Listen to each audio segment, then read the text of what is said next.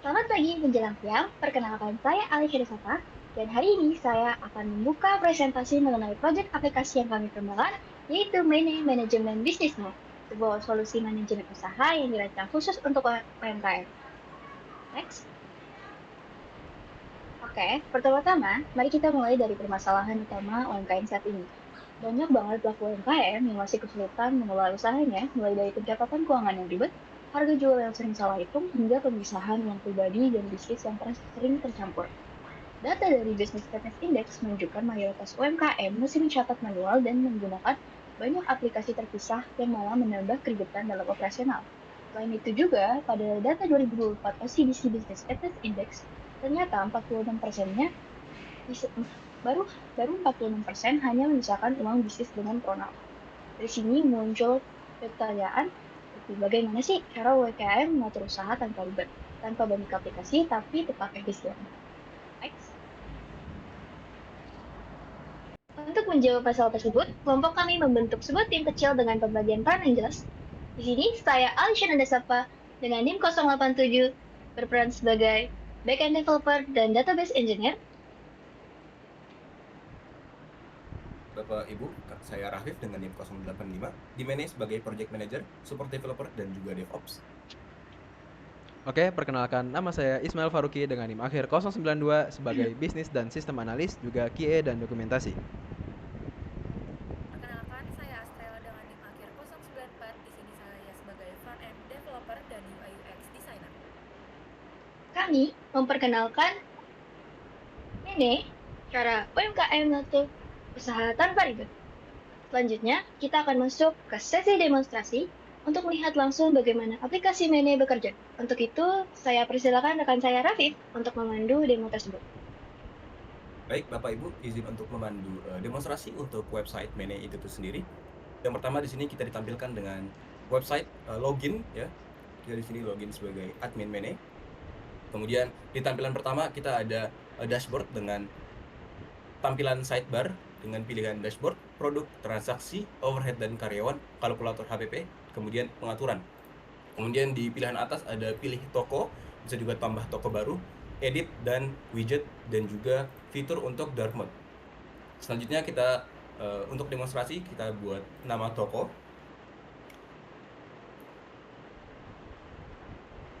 Kita buat masuk ke toko kue ibu, kita tambahkan widget.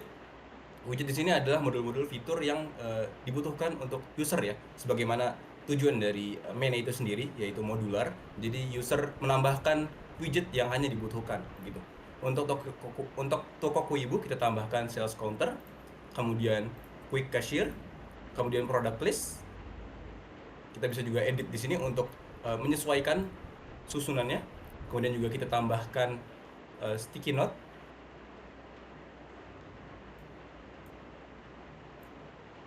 Kemudian kita tambahkan top selling. Kita bisa besarkan atau kecilkan sesuai keinginan. Kemudian kita juga tambahkan sales report gitu. Kita sesuaikan. Baik, kita coba fitur untuk tambah produk ya.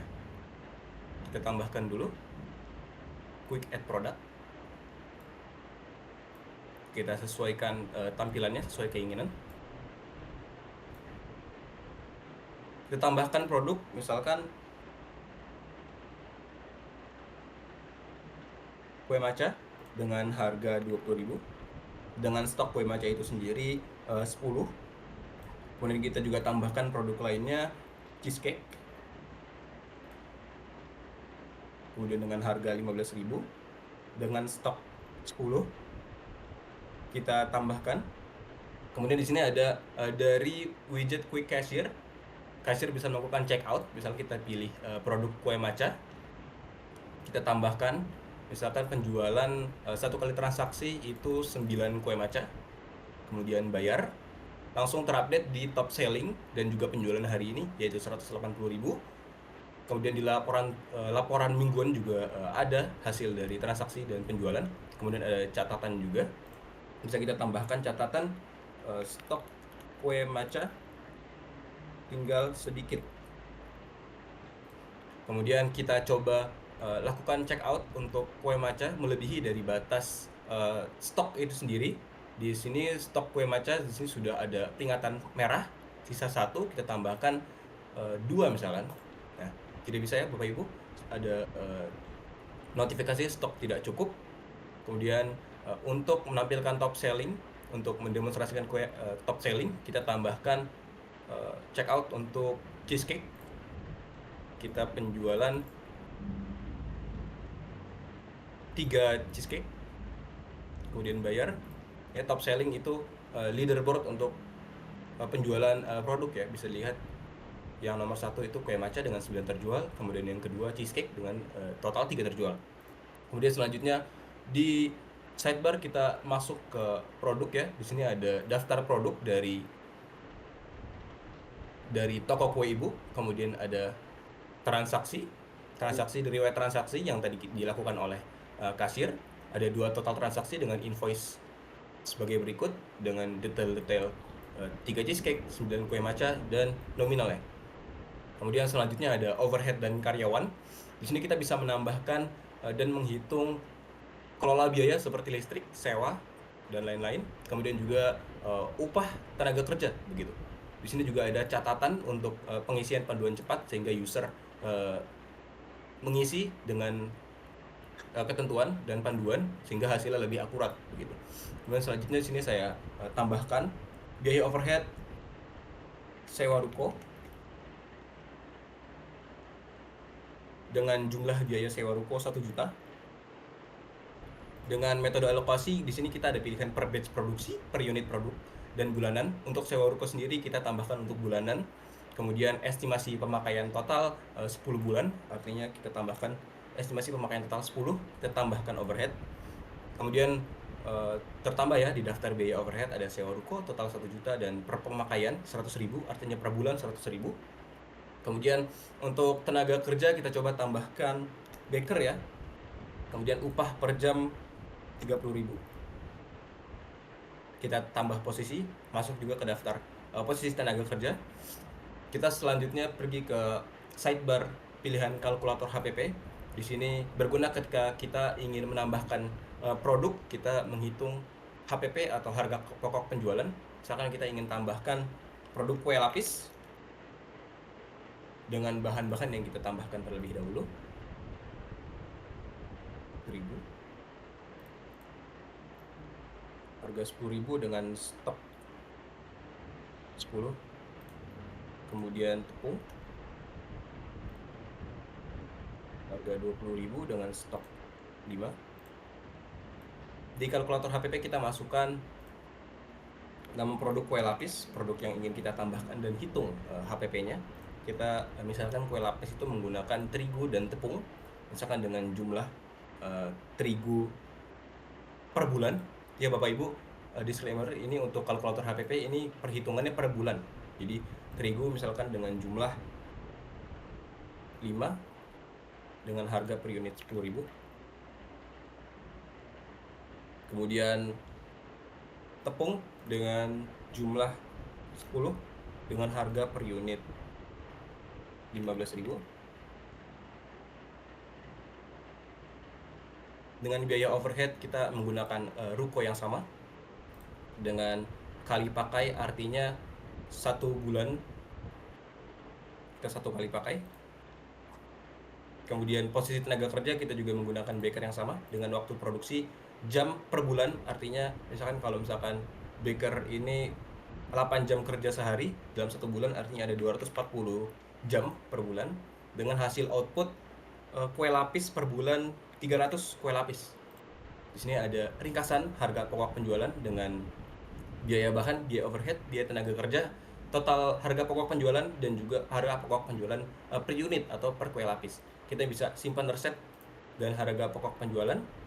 Di sini ada resep persimpan, yaitu kue lapis harga pokok penjualan 7.500.000, artinya untuk menghasilkan 300 kue lapis dalam 1 bulan itu membutuhkan 7.500.000 begitu.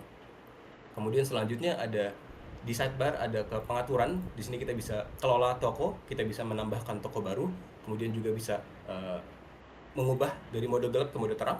Kemudian juga kita bisa menghapus semua data. Kita coba untuk menambahkan toko baru. toko bangunan ayah kita tambahkan, langsung masuk ke daftar list toko ya gitu. Jadi bisa kita lihat dengan kostumisasi toko kue ibu dengan widget-widget atau fitur-fitur yang diinginkan oleh ibu itu tidak masuk ke kostumisasi di toko bangunan ayah begitu. Jadi per toko itu memiliki kostumisasi atau preferensi masing-masing toko tersebut yang dibutuhkan untuk menghitung berbagai hal HPP dan lain-lain. Berikut sudah untuk demonstrasi menenya. Saya kembalikan kepada Alisha dan Syafar. Terima kasih.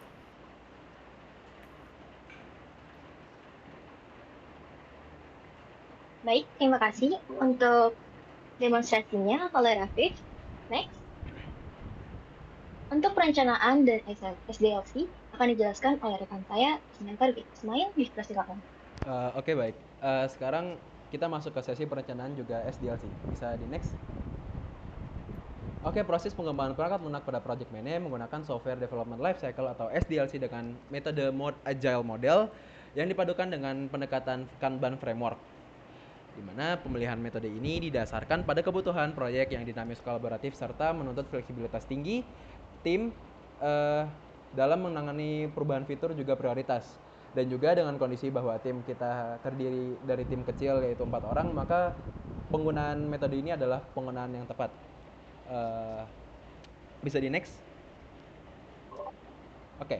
Agile Kanban memungkinkan tim melakukan pengembangan secara bertahap, iteratif, memantau progres secara real time serta menjaga ritme kerja melalui pengelolaan beban tugas yang terukur, di mana sebagai implementasinya Mene menggunakan Kanban board untuk memvisualisasikan progres, juga untuk melimitasi work in progress atau WIP, juga continuous delivery, di mana Kanban board ini merupakan metode agile yang menggunakan papan visual untuk memantau alur kerja, di mana tes dipindahkan melalui tahapan, di mana setiap tugas diimplementasikan sebagai kartu yang bergerak antar kolom sesuai progres, di mana kolom utama ini kita punya 3 kolom utama, yaitu to do, in progress, juga done. Bisa di next. Oke, dalam rinciannya kita ada 5 stage. Bisa dilihat visualisasinya seperti berikut. 5 stage ini pertama-tama ada backlog, yaitu daftar fitur atau pekerjaan yang direncanakan namun belum diprioritaskan untuk dikerjakan. Selanjutnya adalah to do, tugas yang siap dikerjakan dan telah memenuhi syarat teknis serta prioritas. Bagian ini memiliki work in progress atau WIP limit agar tim tetap fokus. Selanjutnya masuk ke doing atau in progress. Pekerjaan ini sedang ditangani oleh tim, anggota tim.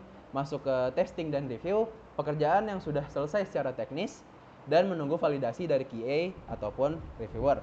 Dan selanjutnya adalah done, tugas yang benar-benar selesai dan telah diverifikasi sepenuhnya oleh tim. Bisa di next.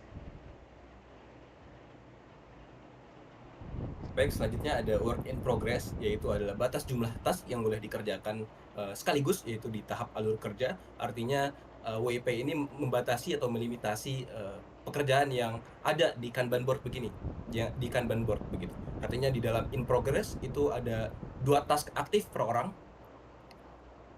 Jadi per orang itu hanya memiliki 2 task aktif, yang artinya dalam satu kanvas Kanban board itu hanya memiliki 8 maksimum task aktif begitu. Baik, selanjutnya ada rencana tahapan proyek untuk development Mene itu sendiri. Kita bagi menjadi 5 tahapan. Tahapan pertama yaitu analisis kebutuhan dan perancangan setup, yaitu mengumpulkan kebutuhan, analisis kompetitor, perencanaan jadwal, konfigurasi repository, dan breakdown tugas menggunakan WBS. Kemudian tahapan selanjutnya ada pengembangan modul utama, yaitu pengembangan iteratif modul-modul kritis. Kemudian ada tahapan integrasi dan pengujian, yaitu integrasi semua modul dan testing end-to-end dan juga bug fixing. Kemudian selanjutnya ada deployment and launch, yaitu peluncuran MVP atau website Mene itu sendiri. Kemudian setup server production dan dokumentasi. Kemudian di tahapan terakhir ada pemeliharaan dan evaluasi, yaitu stabilisasi sistem, review final, dan buffer time untuk revisi. Selanjutnya ada deliverables utama dan milestone project. Dalam development Mene, kami menggunakan milestone project untuk men-track progress dari development itu sendiri. Kita bagi menjadi 6 milestone. Milestone pertama ada inisiasi dan setup, dengan luaran product analysis, repository, dan prototype. Kemudian ada modul inti selesai, yaitu dengan luaran modul akuntansi, inventory, resep, karyawan, HPP, kasir, dan strategi bisnis.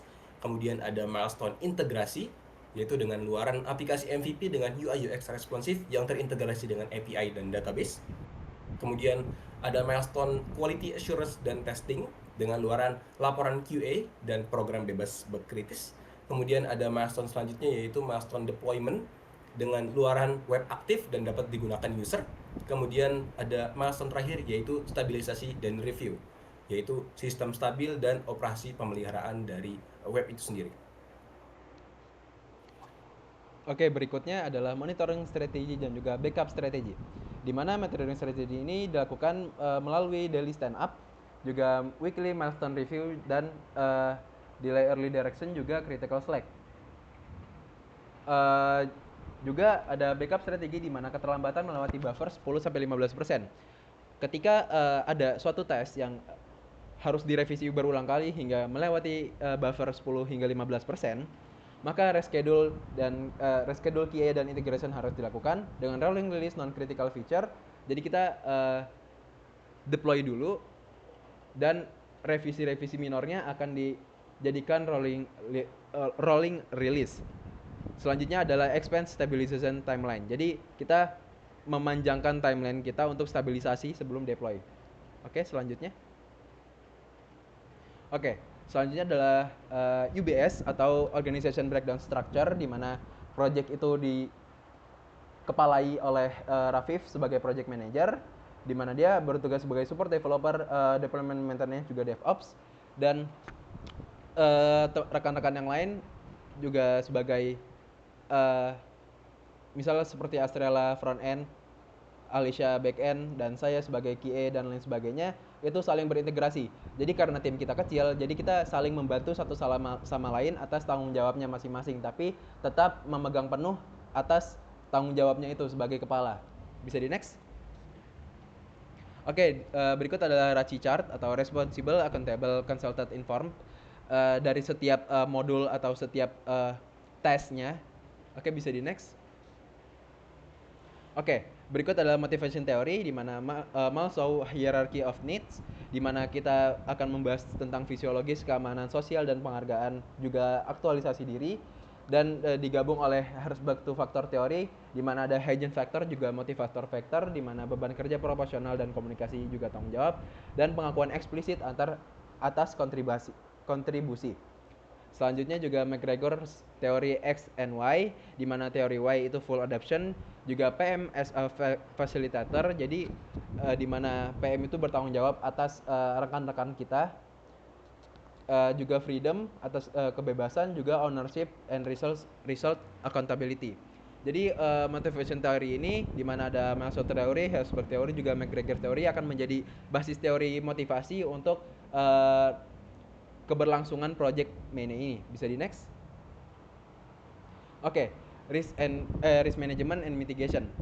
Oke, kita pertama-tama kita melakukan pendekatan di mana integrasi Jira untuk monitoring risiko aktif via risk ticket, juga Notion sebagai risk register dokumentasi formal. Jadi kita menggunakan dua software, di mana Jira itu untuk integrasi aktif monitoring, juga Notion itu hanya sebagai untuk dokumentasi. Selanjutnya adalah risk management proses, di mana identifikasi risiko saat daily stand up dari yang saya jelaskan sebelumnya, juga evaluasi dampak dan probabilitas. Kita bagi dari low hingga high. Selanjutnya adalah mitigasi langsung oleh PIC terkait, terus juga monitoring mingguan lewat risk review dan meeting, eskalasi cepat ke PM untuk risiko high. Jadi ketika ada sebuah risiko high atau kesalahan yang cukup besar, itu harus dikembalikan kepada PM untuk diambil keputusannya dan balik ke backlog kalau kita ambil dari framework Ramban. Selanjutnya adalah mitigation strategi, di mana kita menggunakan fast tracking dan buffer waktu untuk mencegah schedule delay. Selanjutnya adalah API kontrak dan integrasi bertahap untuk cegah konflik FE dan BE, backup dan rollback untuk atasi downtime server, RBAC, enkripsi dan audit log untuk lindungi data dan keamanan sistem, limit WIP atau work in progress dan rotasi tugas untuk hindari burnout tim agar tim bekerja secara adil, dan QA sejak awal sprint, cegah bug kritis saat integrasi. Jadi setiap ada task yang selesai, maka akan kembali ke QA untuk direview per tasknya, per fiturnya. Oke, bisa di next. Selamat pagi menuju siang Bapak Ibu. Hari ini saya akan mempresentasikan penganggaran dan biaya untuk Project Manage. Bagian ini membahas 3 aspek utama, yaitu estimasi biaya project, analisis biaya manfaat dengan Earned Value Management atau EVM, dan pemantauan berkelanjutan menggunakan EVM. Tujuannya memastikan Project Manage efisien, layak secara ekonomi, dan terkontrol secara finansial. Durasi Project Manage itu 6 bulan atau 24 minggu dengan metodologi Agile Kanban yang iteratif dan transparan biaya cocok untuk proyek kompleks seperti Manage. Boleh di next? Oke, kita mulai dengan estimasi biaya menggunakan metode bottom up. Kenapa? Karena pendekatan ini akurat dan terukur, terutama untuk proyek kompleks seperti Manage yang melibatkan banyak modul. Ini juga selaras dengan Agile Kanban, di mana kita pecah menjadi task kecil yang fleksibel dan iteratif. Komponen utamanya mencakup tim PM, front end, dan back end, QA analyst, plus tools and infrastruktur seperti Fusel untuk hosting, Railway, Figma untuk desain, Jira dan Notion untuk kolaborasi. Kami tambahkan buffer 10% untuk risiko seperti bug fixing, revisi, atau overtime. Total estimasi kerja yaitu 2.245 jam, setara dengan 6 bulan penuh. Tarif per jam berkisar antara 150.000 hingga 465.000 rupiah, tergantung peran. Ini memastikan transparansi dari level task ke total biaya. Boleh di next. Di sini total estimasi teknis mencapai 695 juta rupiah dengan biaya tenaga kerja 633 juta rupiah dan buffer sampai 63 juta rupiah. Setelah efisiensi internal, final budget kami tetapkan 650 juta rupiah untuk 6 bulan. Ini realistis dan aman, memastikan proyek tetap on budget. Boleh di next? Lanjut, ada rincian untuk estimasi biaya per modul utama. Jadi setiap modul dihitung berdasarkan total jam, rate per jam, dan menghasilkan biaya spesifik. Misalnya front end dan infrastructure butuh 130 jam dengan rate 150.000 sampai 400.000. Totalnya itu sampai 40 juta rupiah. Modul AI di strategi bisnis paling mahal karena kompleksitasnya, yaitu 70 juta rupiah total keseluruhan, menjadi mencapai 696 juta rupiah termasuk buffer. Ini bottom up, jadi kami hitung dari tes terkecil ke atas, sangat akurat untuk project management. Boleh di next. Sekarang analisis cost benefit untuk menilai kelayakan ekonomi. Total biaya investasi itu 650 juta rupiah untuk pengembangan MVP 6 bulan. Manfaat finansialnya pendapatan dari 1000 user premium yaitu Rp75.000 sampai Rp150.000 per bulan, plus efisiensi operasional UMKM hingga 1,38 miliar rupiah tahunan. Net benefit itu 730 juta rupiah, CBR 1.212, berarti setiap Rp1 investasi menghasilkan Rp1,21. Manfaat ini sangat layak. ROI tahun pertama itu 112%, artinya balik modal plus untung besar. Ini menunjukkan project management bukan hanya visible tapi profitable. Boleh di next. Di sini ada analisis biaya manfaatnya. Bapak Ibu bisa dilihat di tabel di sini. Boleh di next. Jadi tak hanya angka, membawa dampak besar non finansial. Efisiensi kerja UMKM naik hingga 50% lewat otomatisasi admin. Brand awareness meningkatkan citra digital produk lokal. Dampak sosial mendorong literasi digital dan pemberdayaan UMKM kecil. Plus keunggulan kompetitif, Manage jadi solusi all-in-one yang sulit ditiru pesaing. Ini visi jangka panjang untuk ekosistem UMKM Indonesia. Boleh di next. Selanjutnya ada penerapan Earned Value Management atau EVM. EVM adalah tools utama untuk memantau efisiensi biaya dan waktu. Tujuannya deteksi dini deviasi agar proyek tetap terkendali. Komponen kuncinya PV untuk rencana, PV untuk pekerjaan selesai, dan AC untuk biaya aktual. Dari sini kita hitung cost variancy atau CV, schedule variance, SV, dan Cost Performance Index CPI dan Schedule Performance Index atau SPI. Manfaatnya transparansi penuh, memungkinkan koreksi cepat tanpa over budget. Boleh di next? Di sini Bapak Ibu kita bisa melihat contoh nyata di minggu ke-12 atau hari ke-24. Awalnya CV minus 10 juta rupiah over budget atau over budget 3%, SV minus 25 juta rupiah atau terlambat 4%, CPI 0,97 dan SPI 0,92. Ini sinyal dini Bapak Ibu. Setelah kita koreksi seperti realokasi resource, CPI naik ke 1,02 dan SPI 0,98, project kembali on track dengan EVM, deviasi biaya dan waktu kami batasi di bawah 10%. Boleh di next? Jadi untuk kesimpulan penganggaran dan biaya Bapak Ibu, estimasi biaya bottom up itu akurat dengan total budget 650 juta rupiah untuk 6 bulan, CBI positif yaitu CBR 1212 dan ROI 112%. Ini membuktikan project mana itu visible. EVM pastikan kontrol efisiensi, deviasi kurang dari 10%. Kesimpulannya, project mana layak secara finansial dan sosial Bapak Ibu. Dengan penganggaran transparan ala Agile, rekomendasi untuk melanjutkan dan dengan prinsip Agile Project Management. Saya balikan lagi ke Alisha Nadasha. Baik, terima kasih atas pemaparannya rekan-rekan sekalian. Demikian seluruh penyampaian dari presentasi kami. Terima kasih atas perhatian dan waktu yang telah diberikan. Kami berharap apa yang kami sampaikan dapat memberikan manfaat serta gambaran yang jelas mengenai solusi proyek yang kami kemukakan. Yang dari kami, terima kasih. Mohon maaf apabila ada kesalahan kata dan kekurangan.